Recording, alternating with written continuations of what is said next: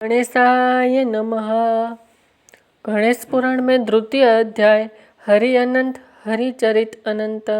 सूत जी बोले, हे सैनक जी, यह एक तथ्य भी है कि गणेश जी ही उसके मात्र भी है। वे बड़े देवता का भी कार्य सिद्ध में विघ्न उपस्थित होने कर उसे विघ्नराज का आश्चर्य लिया हो। हे सैनक, वे देव भी बड़े दयालु हैं। नाम तो शिव जी का ही है, आशुतोष है, किंतु वे सर्वात्मा और सर्वरक्ष प्रभु तो शिव जी की उपेक्षा भी शीघ्र ही प्रकट हो जाते हैं। उनका भक्त कभी किसी संकट में नहीं पड़ता। यदि प्रारब्धवशात कभी किसी विपत्ति में पड़ भी जाए तो गणेश्वर की उपासना करने पर उनके अनुग्रह से उनके समस्त दुख दूर होकर परम सुख की प्राप्ति होती है। सैनक ने कहा, हे सूत जी, हे महाभाग, हे प्रभु, मैं गणेश जी के विभिन्न चरित्र का अध्ययन करना चाहता हूँ, तो मुझे बताइए कि किस ग्रंथ का अवलोकन करूं। हे दयामय, आपको तो उसके समस्त चरित्र विदित है ही। यदि आप ही उन्हें सुनाने की कृपा करें तो मेरा आध्यात्मिक उपकार होगा। सूत जी बोले, हे सैनक, भगवान गणेश्वर के इतने चरित्र हैं कि उन सबका कथन इस चीज से संभव नहीं, क्योंकि प्रभु अनंत, प्रभु चरित अनंत वाली बात समस्त विद्वान ऋषि मुनि कहते हैं। फिर भी गणेश जी प्रथम पूजा के अधिकारी होने के कारण समस्त देव चरित्रों में जुड़े हुए हैं, इसलिए उनका प्रभाव भी सर्वाधिक व्याप्त है। हे मुनि, हे सैनक, वे भगवान सर्वसमर्थ है। वे सभी का तिरस्कार करने में समर्थ हैं, किंतु उनका तिरस्कार कोई भी नहीं कर सकता। यह त्रैलोक्य उन्हीं भगवान के संकेत पर नृत्य करता है। इसकी समस्त क्रियाएं उन्हीं की इच्छा पर आश्रित है। हे सैनक, भगवान गणेश्वर स्वयं कहते हैं, शिव विष्णोच शक्तोच सूर्यो महीनराधिप यो भेद बुद्धि योगाश समयोगेन मतो मम। हे नरेश्वर, हे वरेण्य, शिव विष्णु शक्ति सूर्य और मुझे गणेश में जो अभेद बुद्धि योग है, मेरे मत में वही सम्यक योग है। इससे यह भी सिद्ध है कि समस्त देवता उन्हीं के स्वरूप हैं। वे ही भगवान विभिन्न कार्य रूप के अनुसार अपना भिन्न भिन्न नाम रखते हैं। हे मुनि शेष, उन सब देवताओं के चरित्र भी उन्हीं गणराज के चरित्र है। यद्यपि सब चरित्र एक ही ग्रंथ में मिलने संभव नहीं है, फिर भी गणेश्वर के अनेकों प्रमुख चरित्र का वर्णन गणेश पुराण में हुआ है। राजा सोमकांत का वृत्तांत कथन। सैनक जी ने पूछा, हे प्रभु, गणेश पुराण का आरंभ किस प्रकार हुआ, यह मुझे बताने की कृपा करें। इस पर सूत जी कहने लगे, हे सैनक, यद्यपि गणेश पुराण है तो बहुत प्राचीन, क्योंकि भगवान गणेश्वर तो आदि है। न जाने कब से गणेश जी अपने उपासकों पर कृपा करते चले आ रहे हैं। उसके अनंत चरित्र हैं, जिनका संग्रह एक महापुराण का रूप ले सकता है। उसे एक बार भगवान नारायण ने नारद जी को और भगवान ने शंकर और जगजननी पार्वती जी को सुनाया था। बाद में वही पुराण संक्षेप रूप में ब्रह्मा जी ने महर्षि वेदव्यास को सुनाया और फिर व्यास जी ने महर्षि भृगु ने सुना। भृगु ने कृपा करके सौराष्ट्र के एक राजा सोमकांत को सुनाया था। तब से वह पुराण अनेक कथाओं में विस्तृत होता और अनेक कथाओं से होता हुआ अनेक रूप में प्रचलित है। सैनक जी ने पूछा, भगवान, आप यह बताने का कष्ट करें कि राजा सोमकांत कौन था। उसने महर्षि से गणेश पुराण का श्रवण कहाँ किया था। उस पुराण के श्रवण से उसे क्या क्या उपलब्धि हुई। हे नाथ, मुझे श्री गणेश्वर की कथा के प्रति उत्कंठा बढ़ती ही जाती है।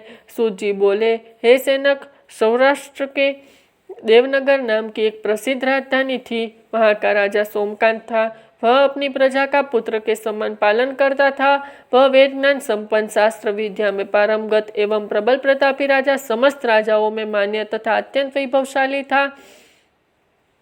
उसका ऐश्वर्य कुबेर के भी ऐश्वर्य का लज्जित करता।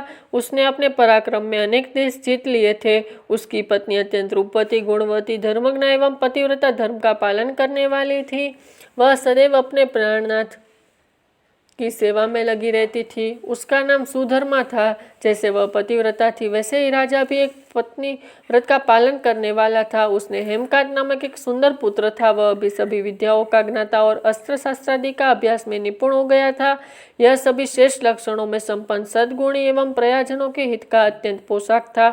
इस प्रकार राजा सोमकांत स्त्री पुरुष, पशुवान, राज्य एवं प्रतिष्ठा आदि से सब प्रकार सुखी था। उसे दुख तो था ही नहीं। सभी राजागण उसके हार्दिक सम्मान करते थे तथा उसकी श्रेष्ठता कीर्ति भी संसार व्यापी थी। परंतु युवा अवस्था के अंत में सोमकांत का भाग कुष्ठ रोग हो गया। उसके अनेक उपचार किए किंतु कोई लाभ नहीं हुआ। रोग शीघ्रता से बढ़ने लगा और उसके कीड़े पड़ गए। जब रोग का अधिक वृद्धि होने लगी और उसका कोई उपाय न हो सका तो राजा ने मंत्रियों को बुलाकर कहा, सुव्रतो जाने किस कारण यह रोग मुझे पीड़ित कर रहा है। अवश्य ही यह किसी पूर्व जन्म के पाप का फल होगा, इसलिए मैं अब अपने समस्त राजपाट छोड़कर वन में रहूंगा। मेरा पुत्र हेमकंत को मेरे सम्मान मानकर राज्य शासन का धर्मपूर्वक संचालन कराते रहे। यह कहकर राजा ने शुभ दिन दिखवाकर अपने पुत्र हेमकांत को राज्य पद पर अभिषिक्त किया और अपनी पत्नी सुधर्मा के साथ निर्जन वन की ओर चल दिया। प्रजापालक राजा के वियोग में समस्त प्रजाजन अश्रु बहाते हुए उनके साथ चले। राज्य की सीमा पर पहुंचकर राजा ने अपने पुत्र अमात्यगण और प्रजाजनों को समझाया, आप सब लोग धर्म के जानने वाले हैं, श्रेष्ठ आचरण में तत्पर एवं सदैव हैं। यह संसार तो वैसे भी परिवर्तनशील है, जो आज है वह कल नहीं था और आने वाले कल में भी नहीं रहेगा। इसलिए मेरे जाने से दुख का कोई कारण नहीं है। मेरे स्थान पर मेरा पुत्र सभी कार्य को करेगा, इसलिए आप सब उसके अनुशासन में रहते हुए उसे सदैव सम्मति देते रहे। फिर पुत्र ने कहा, बेटा यह स्थिति सभी के समक्ष आती रही है। हमारे पूर्व पुरुष भी परंगत रूप से वृद्ध अवस्था आने पर वन में जाते रहे हैं। मैं कुछ समय पहले ही वन में जा रहा हूँ, तो कुछ पहले या पीछे जाने में कोई अंतर नहीं पड़ता। यदि कुछ वर्ष बाद जाऊं तब भी मौका त्याग करना ही होगा। इसलिए हे वत्स, तुम दुखित मत हो और मेरी आज्ञा मानकर राज्य शासन का ठीक प्रकार चलाओ। ध्यान रखना, क्षत्रिय धर्म का कभी त्याग न करना और प्रजा को सदा सुखी रखना। इस प्रकार राजा सोमकांत ने सभी को समझा बुझाकर वहां से वापस लौटाया और स्वयं अपनी पतिव्रता भार्या के साथ वन में प्रवेश किया। पुत्र हेमकांत के आग्रह से उसने सुबल और ज्ञानमंगे नामक 2 अमात्यतों को भी साथ ले लिया। उस सब ने एक समतल एवं सुंदर स्थान देखकर वहां विश्राम किया। तभी उन्होंने एक मुनि कुमार दिखाई दिया। पूछा, तुम कौन हो, कहाँ रहते हो? यदि उचित समझो तो मुझे बताओ। मुनि बालक ने कोमल वाणी में कहा, हे महर्षि भृगु का पुत्र हूँ, मेरा नाम चैवन है, हमारा आश्रम निकट में ही है। अब आप भी अपना परिचय दीजिए। राजा ने कहा, मुनि कुमार, आपका परिचय पाकर मुझे बड़ी प्रसन्नता हुई। मैं सौराष्ट्र का देवनगर नामक राज्य का अधिपति रहा हूँ। अब अपने पुत्र को राज्य देकर मैं अरण्य की शरण ली है। मुझे कुष्ठ रोग अत्यंत पीड़ित किए हुए हैं। उसकी निवृत्ति का कोई उपाय करने वाला हो तो कृपा कर मुझे बताओ। मुनि कुमार ने कहा, मैं अपने पिताजी से अपना वृतांत कहता हूँ, फिर वे जैसे कहेंगे आपको बताऊंगा। यह कहकर मुनि बालक चला गया और कुछ देर में आकर बोला, राजन, मैंने आपका वृतांत अपने पिताजी को बताया। उसकी आज्ञा हुई है कि आप सब मेरे साथ आश्रम में चलकर उनसे भेंट करें, तभी आपके रोग के विषय में भी विचार किया जाएगा। राजा सोमकांत के पूर्व जन्म का वृतांत भृगु द्वारा वर्ण। राजा अपनी पत्नी और आत्माओं के सहित यशवन के साथ साथ भृगु आश्रम में जा पहुंचे और उन्हें प्रणाम कर बोला, हे भगवान, हे मैं ऋषि, मैं आपकी शरण हूँ, आप मुझे कुष्ठी पर कृपा कीजिए। महर्षि बोले, राजन, यह तुम्हारे किसी पूर्व जन्म के पाप का ही उदय हो गया है। इसका उपाय मैं विचार करके बताऊंगा। आज तो तुम सब स्नादि से निवृत्त होकर रात्रि विश्राम करो। महर्षि के आज्ञा अनुसार सबने स्नान भोजन आदि के उपरांत रात्रि व्यतीत की और प्रातः स्नान आदि नित्य कर्म से निवृत्त होकर महर्षि की सेवा में उपस्थित हुए। महर्षि ने कहा, राजन, मैंने तुम्हारा पूर्व जन्म का वृतांत जान लिया है और यह भी विदित कर लिया है कि किस पाप के फल से तुम्हें इस कुष्ठी रोग की प्राप्ति हुई है। यदि तुम चाहो तो उसे सुना दूं। राजा ने हाथ जोड़कर निवेदन किया, बड़ी कृपा होगी मुनिनाथ, मैं उसे सुनने के लिए उत्कंठित हूँ। महर्षि ने कहा, तुम पूर्व जन्म में एक धनवान वैश्य के लाडले पुत्र थे। वह वैश्य विंध्याचल के निकट कोहलल नामक ग्राम में निवास करता था। उसकी पत्नी का नाम सुलोचना था। तुम उसी वैश्य दंपति के पुत्र हो। तुम्हारा नाम कामद था। तुम्हारा लालन पालन बड़े चाव से हुआ। उन्होंने तुम्हारा विवाह एक अत्यंत सुंदरी वैश्य कन्या के साथ कर दिया था, जिसका नाम कुटुम्बिनी था। यद्यपि तुम्हारी भार्या सुशील थी और तुम्हें सदैव धर्म में निरत देखना चाहती थी, किंतु तुम्हारा स्वभाव वासनांत होने के कारण दिन प्रतिदिन उच्छृंग होता जा रहा था। किंतु माता पिता भी धार्मिक थे, इसलिए उनके सामने तुम्हारी उच्छृंखलता दबी रही। परंतु माता पिता की मृत्यु के बाद तुम निरंकुश हो गए और अपनी पत्नी की बात भी नहीं मानते थे। तुम्हें अनाचार में प्रवृत्त देखकर उसे दुख होता था, तो भी उसका कुछ वश न चलता था। तुम्हारी उन्नता चरम सीमा पर थी। अपने से भी द्वेष और क्रूरता का व्यवहार किया करते थे। हत्या आदि करा देना तुम्हारे लिए सामान्य बात हो गई। पीड़ित व्यक्तियों ने तुम्हारा विरुद्ध राज्य से पुकार की, अभियोग चला और तुम्हें राज्य की सीमा से भी बाहर चले जाने का आदेश हुआ। तब तुम घर छोड़कर किसी निर्जन वन में रहने लगे। उस समय तुम्हारा कार्य लोगों को लूटना और हत्या करना हो गया। एक दिन मध्यहीन काल था। गुणवर्धक नामक एक विद्वान ब्राह्मण उधर से निकला। बेचारा अपनी पत्नी को विवाह के लिए ससुराल जा रहा था तो मैं उस ब्राह्मण युवक को पकड़कर लूटा लिया। प्रतिरोध करने पर उसे मारने लगे तो वो चित्कार करने लगा, मुझे मत मार मत मार, देख मेरा दूसरा विवाह हुआ है, मैं पत्नी को लेने के लिए जा रहा हूँ। किंतु तुम तो क्रोधावश में से लीन हो रहे थे, तुम्हें उसकी बात सुनकर भी नहीं सुनी। जब उसे मारने लगे तो उसने साप दिया, अरे हत्यारे, मेरी हत्या के पाप से तू सहस्त्रकल्प तक घोर नरक भोगेगा। तुमने उसकी कोई चिंता न की और सिर काट लिया। राजन, तुमने ऐसा किया नहीं बल्कि अनेक निरीह हत्याएं की थी जिनकी गणना करनी भी पाप है। इस प्रकार इस जन्म में तुम्हें घोर पाप कर्म किए थे, किंतु बुढ़ापा आने पर सब असक्त हो गया। तब तुम्हारे साथ जो क्रूर कर्म थे वे सभी किनारा कर गए। उसने सोच लिया कि अब तो इसे खिलाना भी पड़ेगा, इसलिए मरने दो यही। अमोक प्रभाव गणेश उपासना का कथन। राजन, अब तुम निरालंब थे, चल फिर तो सकते नहीं थे। भूख प्यास में पीड़ित रहने के कारण रोगों ने भी घेर लिया। उधर से जो कोई निकलता तुम्हें घृणा की दृष्टि से देखता हुआ चला जाता। तब तुम आहार की खोज में बड़ी कठिनाई से चलते हुए एक जीर्ण शीर्ण देवालय में जा पहुंचे। उसमें भगवान गणेश्वर की प्रतिमा विद्यमान थी। तब न जाने किस पुण्य के उदय होने से तुम्हारे मन में गणेश जी के प्रति भक्ति भाव जागृत हुआ। तुम्हें निराहार रहकर उसकी उपासना करने लगे। उससे तुम्हें सब कुछ मिला और रोग भी कम हुआ। राजन, तुमने अपनी सथियों की दृष्टि बचाकर बहुत सा धन एक स्थान पर गाड़ दिया था। अब तुमने उस धन को उस देवालय के जीर्णोद्धार में लगाने का निश्चय किया। शिल्पी बुलाकर उस मंदिर को सुंदर और भव्य बनवा दिया। इसी कारण ख्याति सुख्याति में बदलने लगे। फिर यथा समय तुम्हारी मृत्यु हुई। यमदूतों ने पकड़कर तुम्हें यमराजा के समक्ष उपस्थित किया।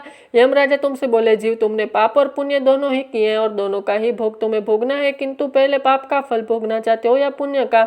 इसके उत्तर में तुमने प्रथम अपने पुण्य कर्म के भोग की इच्छा प्रकट की थी, इसलिए उन्होंने मुझे राज्य कुल में जन्म लेने के लिए भेज दिया। पूर्व जन्म में तुमने भगवान गणाध्यक्ष का सुंदर एवं भव्य मंदिर बनवाया था, इसलिए तुम्हें सुंदर देह की प्राप्ति हुई थी। यह कहकर महर्षि भृगु कुछ रुके, क्योंकि उन्होंने देखा कि राजा को इस वृत्तांत पर शंका हो रही है। तभी महर्षि के शरीर में असंख्य विकराल पक्षी उत्पन्न होकर राजा की ओर झपटे।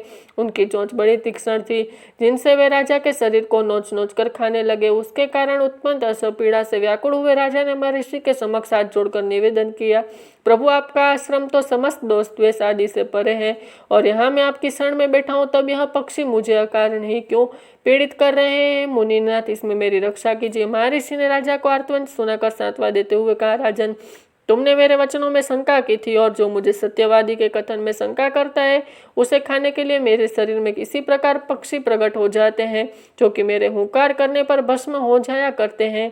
यह कहकर महर्षि ने हुंकार की और तभी वे समस्त पक्षी भस्म हो जाए। राजा श्रद्धावान होकर उनके समक्ष अश्रुपति करता हुआ बोला, प्रभु, अब आप पाप से मुक्त होने का उपाय कीजिए। महर्षि ने कुछ विचार कर कहा, राजन, तुम पर भगवान गणेश्वर की कृपा सहज रूप से है और वे ही प्रभु तुम्हारे पापों को भी दूर करेंगे में समर्थ है, इसलिए तुम उनके पापनाशक चरित्र का श्रवण करो। गणेश पुराण में उनके चरित्र का भले प्रकार वर्णन हुआ है, अर्थात तुम्हें श्रद्धा भक्ति पूर्वक उसी को सुनने में चित्त लगाओ। राजा ने प्रार्थना की, महामुनि, मैंने गणेश पुराण का नाम भी आज तक नहीं सुना था, तो उसने सुनने का सौभाग्य कैसे प्राप्त कर सकूं? हे नाथ, आप अधिक ज्ञानी और प्रखंड विद्वान और कौन हो सकता है, आप ही मुझ पर कृपा कीजिए। महर्षि ने राजा की दीनता देखकर उसके शरीर पर अपने कमंडूल का मंत्रपूत जल छिड़का। तभी राजा को एक छींक आई और नासिका में एक अत्यंत छोटा काले वर्ण का पुरुष बाहर निकल आया। देखते देखते वह बढ़ गया। उसके भयंकर रूप को देखकर राजा कुछ भयभीत हुआ, किंतु समस्त आश्रमवासी वहां से भाग गए। वह पुरुष महर्षि के समक्ष हाथ छोड़कर खड़ा हो गया। भृगु ने उसकी ओर देखा और कुछ स्वर में बोला, तू कौन है, क्या चाहता है? वह बोला, मैं साक्षात पाप हूँ, समस्त पापियों के शरीर में मेरा निवास है। आपके मंत्रपूत जल के स्पर्श से मुझे विवश होकर गजा के शरीर से बाहर निकला पड़ा है। अब मुझे बड़ी भूख लगी है, बताइए क्या खाऊं और क्या रहूं? महर्षि बोले, तुम उस आम के अवकाश स्थान में निवास कर और उसी वृक्ष के पत्ते खाकर जीवन निर्वाह कर। यह सुनते ही वह पुरुष आम के वृक्ष के पाप हो जा, किंतु उसके स्पर्श मात्र से वह वृक्ष जलकर भस्म हो गया। फिर जब पाप पुरुष को रहने के लिए कोई स्थान दिखाई न दिया तो वह अंतर्हित हो गया। जय श्री गणेश।